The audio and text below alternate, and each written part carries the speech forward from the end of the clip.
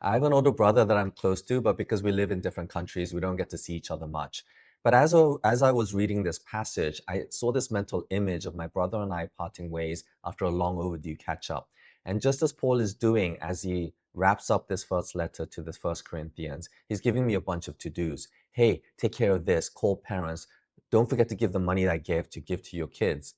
But then he suddenly remembers, he puts his hand on my shoulders, and with a sense of urgency, he tells me, hey, brother, be watchful, stand firm in the faith, act like a man, be strong. Maybe this is where Paul is coming from. In the middle of all the to-dos that he's listing out, he wanted to remind the church not to lose sight of the most important task that we need to prioritize as Christians. The urgency comes from the fact that we live in end times.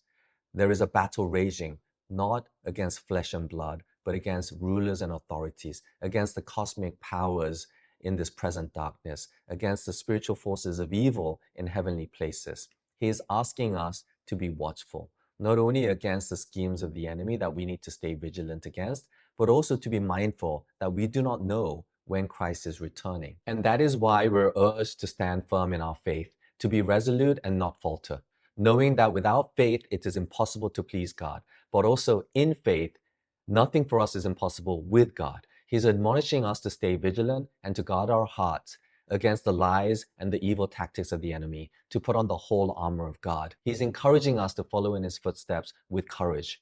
Jesus has already won us the victory over sin, death, and the enemy, which gives us the hope to continue to soldier on.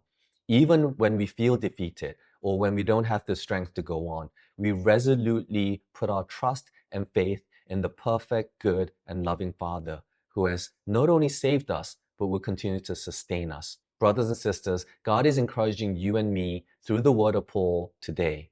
Be watchful, stand firm in the faith, act courageously, be strong, and let all that you do be done in love.